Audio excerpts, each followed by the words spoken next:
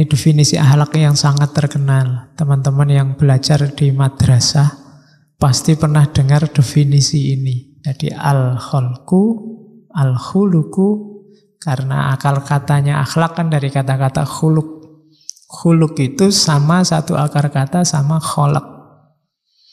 Kalau pakai istilahnya Ghazali dulu, bedanya kholak sama khuluk. Kalau kholak itu ijbari. Kalau khuluk ikhtiari. Kalau kholak itu sudah dikasih paten oleh Allah, sudah dipaket oleh Allah, kita tidak bisa apa-apa. Itu kholak. Kita lahir di Jogja, kita rambutnya lurus apa keriting, kulitnya hitam apa putih, itu sudah paketan. Tidak perlu malu, itu dikasih otomatis oleh Allah. Tidak dosa. Kamu kulitmu hitam itu tidak dosa, tidak harus menghabiskan uang buat beli pemutih. Kamu wajahmu jelek itu sudah anugerah. Oh iya, yang penting waras.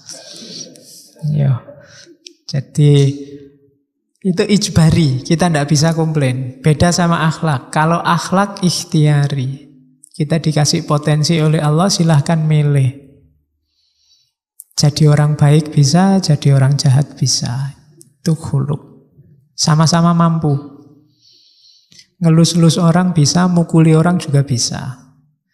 Mulut kita ini ngomong yang baik-baik mampu, misuh yo fasih. Jadi bisa, kamu tinggal milih dari mulutmu keluar yang seperti apa, bisa. Nah, al-khuluku itu halun lin nafsi, berarti kondisi jiwa. Jadi berarti dia hal, bukan pertama-tama praktek. Jadi kalau moral kan bayangan kita kejujuran macam-macam, enggak. Itu pertama kondisi jiwa.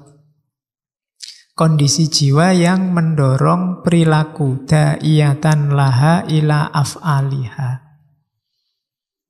Mendorong perilaku yang min ghairi fikrin wala ruwiyatin, tanpa difikirkan dan tanpa dipertimbangkan dulu.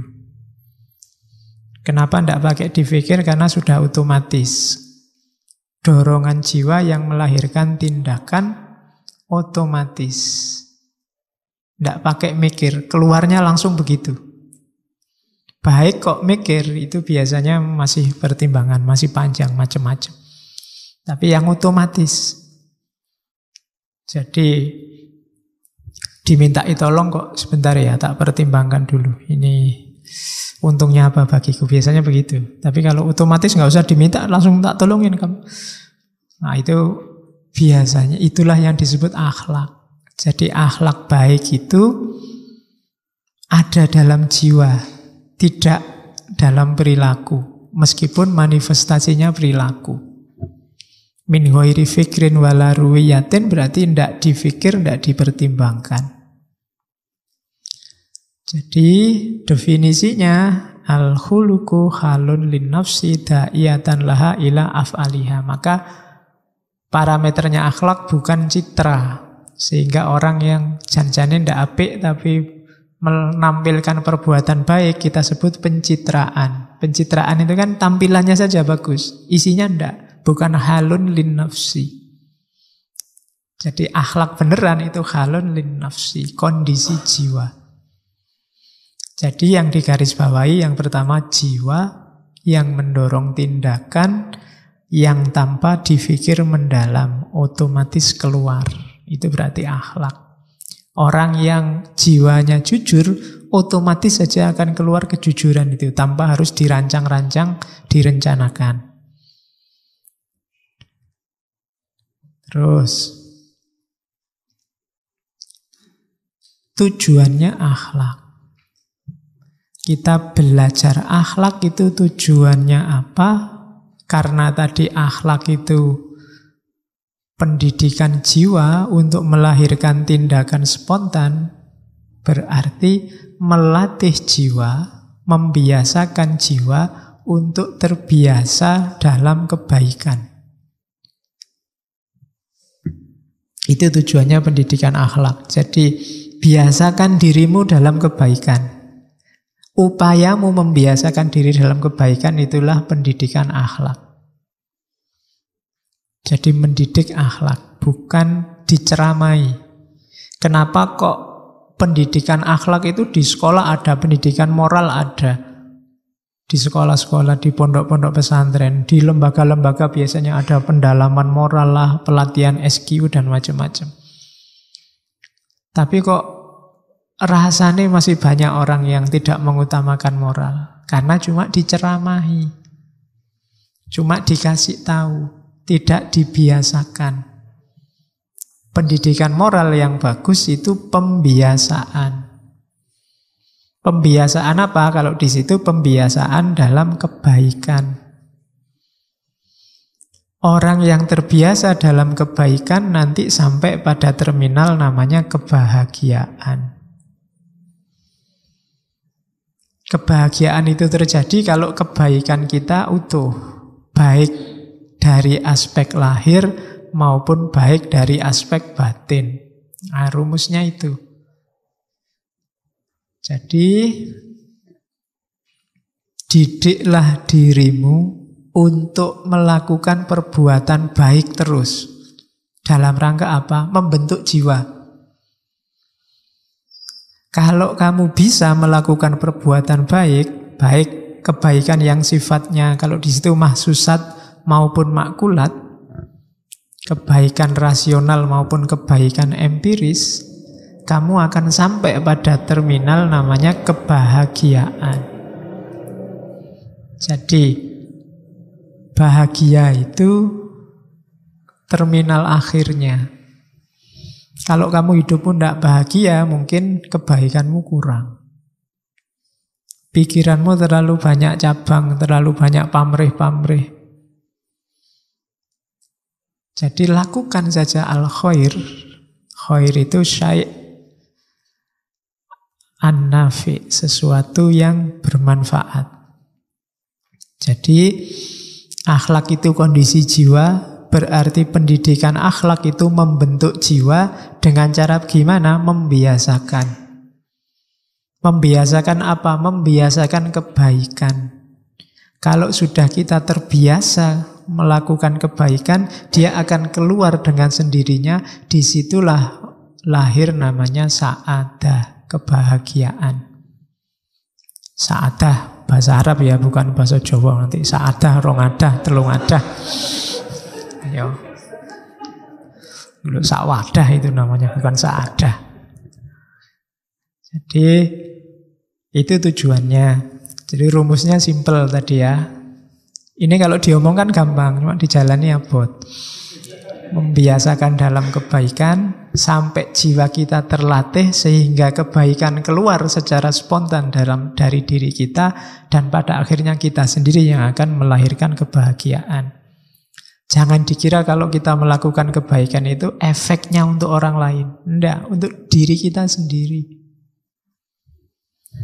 Jadi kalau kita melakukan hal yang baik, biasanya baik itu hubungannya sama orang lain, tapi sebenarnya manfaat paling besar untuk diri kita sendiri.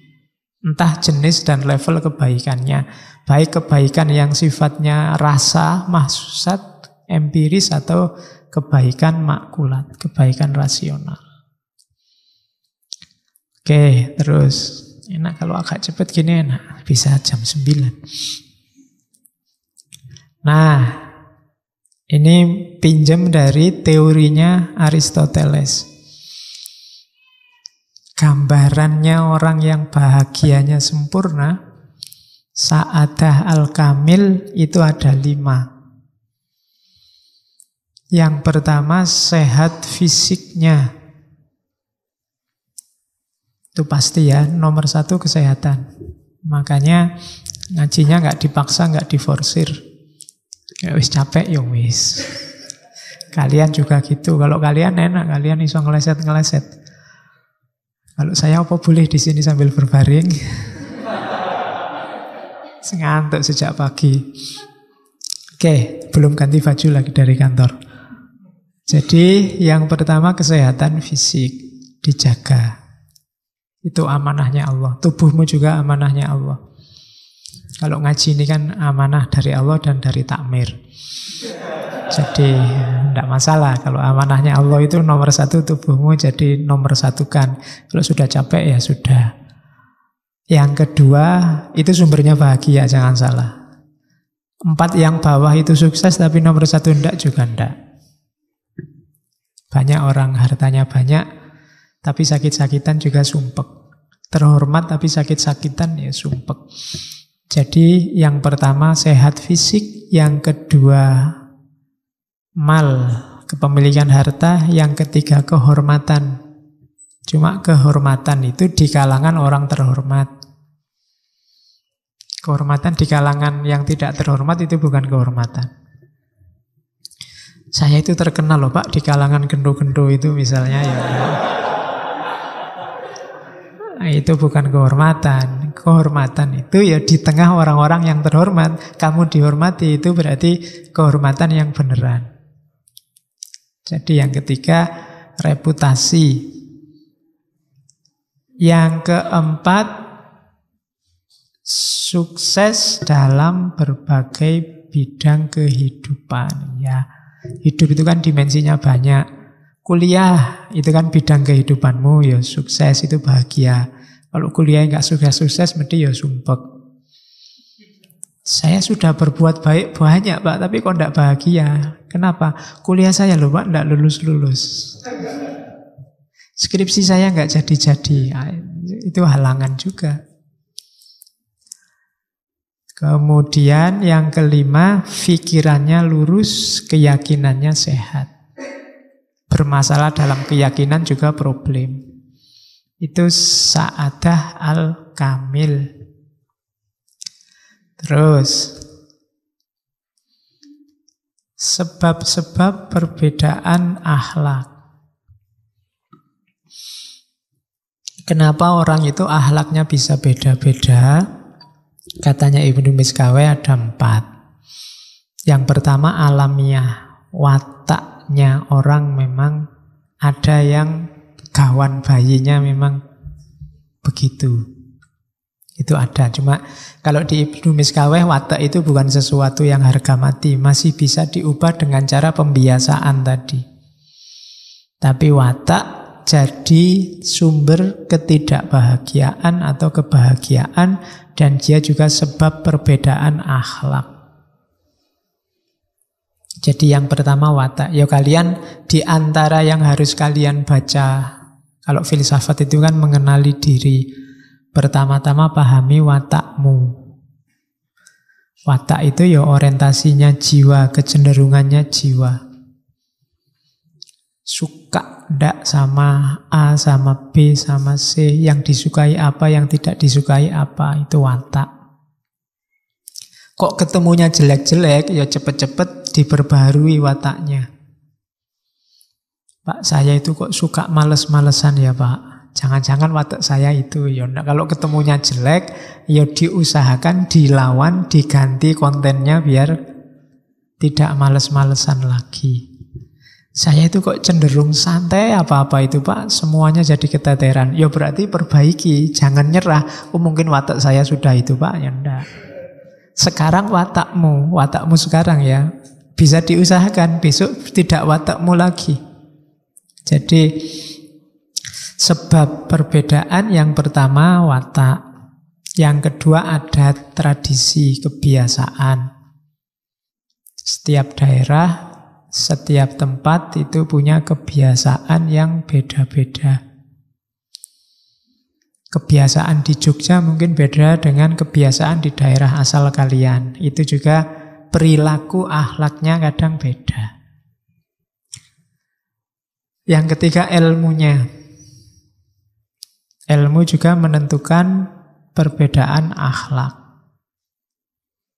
Yang keempat kesungguhan. Kesungguhan itu mau atau tidak kita serius. Ada yang ilmunya sudah dalam, sudah ngaji filsafat sejak sesi pertama sampai hari ini, malam hari ini. Cuma ya Ya wis ngaji ya lewat ngaji aja, ndak ada manfaat praksisnya. Nah, itu tingkat kesungguhan. Padahal ada yang baru datang 2 malam Rebu ini sudah keluar wis koyo filosof gayane. Dan ada yang kayak gitu. Nah, itu ya mungkin begitu ngaji 2 minggu ini belum wajar serius terus wis ilmunya jeru langsung tiba-tiba dalam. Nah, itu tingkat kesungguhan menentukan. Jadi watak kita ini modal-modal kita, kebiasaan kita, ilmu kita, kesungguhan, 4-4-nya bisa diubah. Bukan sesuatu yang harga mati kayak NKRI. Jadi dia sesuatu yang bisa, kalau memang kontennya jelek, sungguh-sungguh kok isinya jelek ya jangan. Atau pengetahuan kita tentang yang jelek-jelek bisa diubah, ditambah. Atau pengetahuan kita sedikit ya ditambahi. Kebiasaan. Kalau adat kita jelek ya diowah, watak jelek ya diowahi. Jadi 4 hal itu modal kita untuk menjalankan perilaku akhlak, sekaligus dari situlah setiap orang level akhlaknya beda-beda. Karena beda dalam menggeluti 4 hal itu. Terus tadi kan halun lin nafsi. Sekarang ayo belajar membaca nafas kita, jiwa kita. Perhatikan dalam diri kita ada 3 aspek. Jasad, hayat, dan ruh. Jasad itu yang fisik, hayat itu yang mental, yang biasanya malah kita sebut rohani. Roh ini yang sumbernya dari Allah. Kalau jasad unsurnya materi. Kalau hayat unsurnya rohani. Tapi jadi dimensi mentalnya jasad. Kalau roh ini unsur rohani yang sumbernya dari Tuhan. Yang kalau kepakai kalimatnya Allah, wa nafakha fihi min ruhi. Jadi kalau dibikin lapisan, yang paling luar ini jasad, di dalamnya sedikit ada unsur gerak, ambisi, nafsu, emosi. Itu namanya unsur hayat. Layar kedua, layar paling dalam namanya ruh. Ruh inilah yang sumbernya dari Allah. Yang jasad ini ijbari tadi, dari Allah juga. Yang ruh juga dari Allah. Yang dalam kekuasaan kita itu hayat, mental. Itu kita yang apa ini. Jadi hayat kita ini menghadap ke jasad apa menghadap ke ruh? Orientasinya materi apa orientasinya ketuhanan? Itu nanti menentukan akhlak kita. Jadi hidup kita ini berarti isinya ada jasadnya, ada hayatnya, ada ruhnya. Karakter kemanusiaan kita kuncinya ada di hayat, ada di rohani. Semoga dia ngadepnya ke roh, ke kesejatian, ke Allah, bukan ke jasad. Kalau dia ngadepnya ke jasad, ya urusannya materi. Biasanya orangnya ya mikirnya duniawi saja, melupakan hakikinya. Padahal kita jadi manusia itu karena unsur rohani tadi. Kalau hewan dia punyanya jasad sama hayat. Jadi dimensi materi sama dimensi rohaninya. Hewan kan juga punya emosi, punya gerak, punya maksud, keinginan, dan lain sebagainya. Karena memang dia tidak dituntut apa-apa. Kita yang dituntut untuk menghadap ke yang sejati. Menghadap ke roh. Oke. Nah, karena itu nanti daya jiwa oleh Ibnu Miskaweh dibagi 3. Ada nafas syahwatiyah, bahimiyah, nanti ada hutbiyah, ada natikoh. Kita pelajari satu-satu dulu. Nafas bahimiyah, jiwa, kalau diartikan letterlock itu jiwa kebinatangan. Itu jasad ini loh. Dia hancur bersama hancurnya jasad, karena memang levelnya di jasad. Alatnya namanya liver, hati. Kalau bahasa Arabnya kabid. Di level nafas bahimiyah inilah kita bisa memberlakukan al-aqlus salim fil jismi salim. Dalam badan yang sehat ada jiwa yang sehat. Itu jadi bukan jiwa yang level rohani, tapi jiwa yang level, bukan level ruh, tapi jiwa yang level kedua tadi. Jadi makanya, lupa itu ada orang jiwanya tidak sehat, badannya sehat. Maling itu badannya sehat, kalau lari cepat. Itu kan al-aqlus salim fil jismi salim. Iya, di level hayat. Jadi bukan rohani yang level roh tadi. Jadi berlakunya di level ini, nafas bahimiyah atau syahwatiyah. Ini harus dikendalikan, bukan dimatikan ya, dikendalikan. Ya kenikmatan jasadiah, makan, minum, tumbuh, berkembang biak, dan lain sebagainya. Jenis-jenis itu, nafsu seksual itu jenis-jenis itu. Nafas syahwatiyah. Porosnya ada di, katanya Ibnu Miskawe, di kabid. Kabid itu hati. Belum kolab. Terus ada daya jiwa level kedua. Daya jiwa level kedua itu nafas sabuiyah atau nafas ghotbiyah. Ini tadi nafas yang dasarnya jasad saja dan dia hancur bersama jasad. Kalau ini nafas yang melampaui level hayat, melampaui yang jasadi. Alatnya ada di kolab, namanya jantung. Dari nafas ghotbiyah inilah muncul al-idrokat ajasmaniyah dan al-idrokat ar-ruhaniyah. Di sini ada imajinasi, ada berpikir, ada tafakur, ada ta'akul, ada panca indera. Cuma levelnya masih pengetahuan fisik.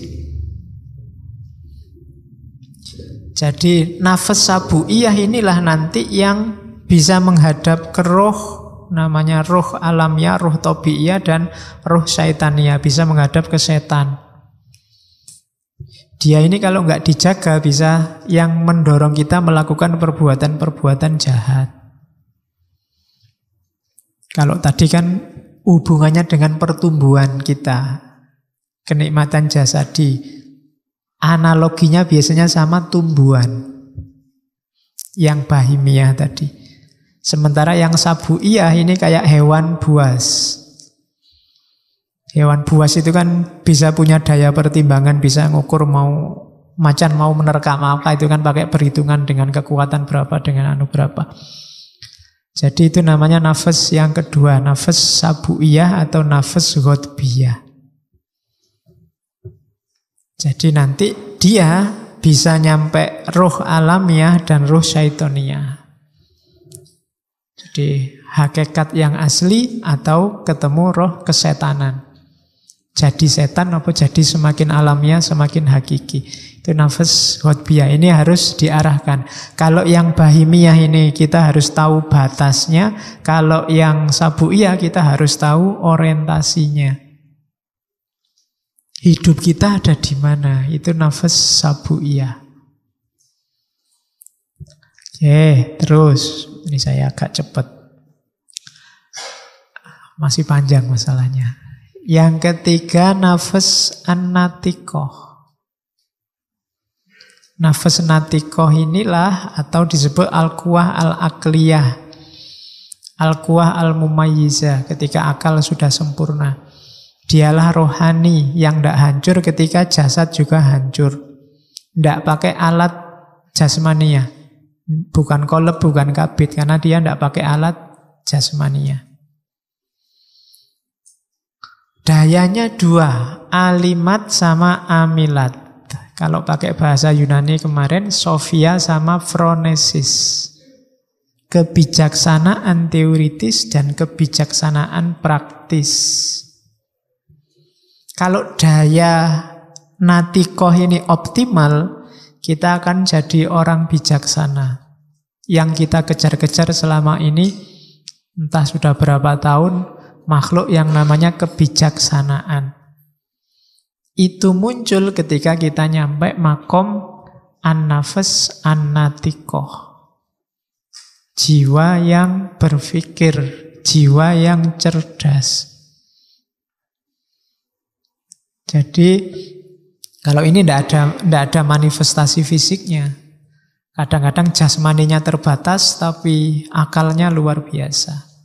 Daya alimatnya luar biasa. Beberapa filosof kan ada keterbatasan fisik. Stephen Hawking itu pakai kursi roda, orangnya kayak gitu. Ada yang cacat, ada yang... Tapi pikirannya luar biasa karena memang dia tidak ada simbol fisiknya. Ini murni rohani. Jadi kalau diulang dari depan tadi, ada jasad, ada hayat, ada ruh. Jiwa yang kiblatnya jasad namanya nafs bahimiyah. Yang ngopeni dimensi hayat namanya nafs sabuiyah atau hudbiyah. Yang orientasinya dimensi natikoh, orientasinya ruh itu nafs natikoh. Ini yang dikejar-kejar oleh para filosof. Jadi kita punya 3 level eksistensi yang masing-masing punya nafas, punya jiwa. Optimalkan semuanya. Optimal itu bukan berarti banyak, tapi pas sesuai takarannya, optimal, maka kita akan ketemu kebahagiaan. Urusan jasmani sehat, rohani sehat, dan roh kita juga sehat. Nah, ini tugas hidup yang agak berat. Saya tidak tahu kapan kita mulai serius ke sini. Ya kan? Kalau saya tanya gini, saya khawatirnya kamu mengkeret. Tidak mau lagi belajar filsafat. Abot. Cuma kalau nggak dimulai sekarang, agak berat kalau kamu nunggu tua. Kenapa? Tadi pembiasaan ternyata kuncinya. Pak, ini kan era seneng-seneng, Pak. Sudahlah, saya seneng-seneng dulu, nanti kalau sudah tobat saya ulang lagi rekaman ngajinya, tak ulang lagi. Ya memang kita tidak bisa 100%, tapi mala yudroku kulluhu la yudroku kulluhu. Jangan ditinggal semua. Kalau bisa 10% ya 10%. Kalau bisa 20%, 20%. Latihan mulai hari ini. Cermati dirimu, pahami watakmu, kebiasaanmu, dan macam-macam. Pahami karakter jiwamu, terus diolah pelan-pelan. Cari yang jelek-jelek, diolah. Saya biasanya gini, latihan enggak gini, pelan-pelan, dan seterusnya. Kamu sudah yang tahu mana yang baik, mana yang buruk. Oke. Ini kelanjutannya, nafas natikoh. Jadi nafas natikoh itu tingkatannya 3. Akal potensial, akal aktual, akal perolehan. Jadi akal potensial itu kayak tadi ya, kita punya potensi, punya kapasitas untuk jadi orang baik, untuk jadi natikoh, jadi orang bijaksana. Kalau potensi ini kita wujudkan, namanya akal aktual.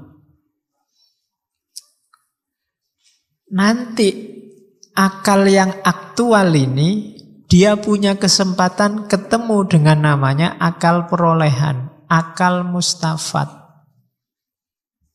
Akal mustafat kadang-kadang disebut akal fa'al, akal aktif. Apa sih akal mustafat itu? Hikmah dari Allah. Cuma kalau kita belum nyampe level aktual, kita tidak akan ketemu mustafat. Kalau kita tidak bergerak naik, ya Allah tidak akan turun. Kalau kita tidak berusaha, ya tidak akan ketemu hikmah. Jadi kita belajar terus ketemu hikmahnya. Orang kan sering bilang, wah saya mendapat hikmah. Itu dari atas. Namanya akal mustafat, akal fa'al. Beda sama Nabi. Kalau Nabi dia langsung ditemukan dengan akal mustafat. Kalau kita harus berusaha dulu. Makanya Nabi kan ada proses-proses instannya. Dibersihkan jiwanya, dibersihkan lahir batinnya terus. Itu memang ada misi yang harus dibawa. Tapi kita yang manusia biasa harus bergerak dari potensi ke aktualita. Kita punya potensi kebaikan, ayo diwujudkan ke yang baik. Kalau kita ada di level yang baik, nanti kita akan ada kesempatan ketemu akal mustafat. Nah, akal mustafat itu akal fa'al. Jadi cara hidupnya nanti begitu. Kita atur biar kita bisa mengaktualkan potensi baik kita. Jangan khawatir, nggak usah, Pak, apa ya bisa Pak, saya jadi orang baik, bisa. Pasti bisa. Kalau kita sudah berusaha, di samping kita bahagia, kita akan ketemu akal perolehan. Namanya akal mustafat. Dan ya nanti ada level-levelnya. Perhatikan ya gerak jiwamu. Oh, itu kan yang terakhir itu, akal natikoh itu. Akal natikoh itu mencahayai ke bawah atau bergerak ke atas. Menuju Tuhan apa menuju materi? Menjauh dari Tuhan. Kalau menuju Tuhan, alamat kita menuju kekekalan jiwa. Kalau menjauh dari Tuhan, kita menuju kebinasaan. Ini diajarkan di banyak tokoh sufi. Jiwa kita harus madhep ke atas, jangan madhep ke bawah. Gerakan kita harus gerak menuju Tuhan. Apapun gerak kita harus menuju Tuhan. Selangkah, saya sering bilang, selangkah mendekat ke Tuhan. Termasuk ngaji malam hari ini. Termasuk mungkin kamu kuliah. Termasuk kamu mungkin, tidak tahu kalau pacaran apa bisa kamu. Pak, saya dengan pacaran itu Pak, saya selangkah lebih dekat. Sama. Yo pacaran yang Islami dong. Pacaran sambil ngaji, lirik-lirikan aja cukup. Ya. Oke, enggak pakai tembak-tembakan, wis pokoknya dilirik dok wis cukup. Oke, ya. Enggak apa-apa. Kalau jodoh kan enggak akan kemana-kemana, di masjid aja. Ayo, kalau nggak jodoh nanti bisa. Oke, jadi daya jiwa ya diperhatikan. Nanti kita latihan ngopeni diri kita sendiri mulai sekarang. Kalau nggak mulai sekarang kapan lagi? Saya juga berusaha sidik-sidik pelan-pelan. Ya belum sukses pasti ini yo. Kan saya selalu bilang ngaji itu usikum wa nafsi. Jadi aku ya nasihati awakku dhewe. Bukan berarti saya ngomong gini wis pinter apik terus kamu rebutan cium tangan. Ndak, saya juga berusaha. Yo aku yo sinau terus ngerti, oh iya berarti selama ini aku kurang banyak. Dan besok saya ditagihnya double karena saya juga yang ngomong. Kamu nasihatin orang apa yo? Ngelakoni dhewe kan gitu. Saya iso kena dalil yang kaburo maktan itu, makanya kudune ya hati-hati. Makanya tak wanci-wanci, ndak, ini saya juga levelnya masih belajar. Ada 1-2 teman yang anggap saya dianggap koyo mursid dari YouTube biasanya. Ndak, saya levelnya ya masih murid, waduh masih belum ada apa-apanya. Ayo sinau bareng aja.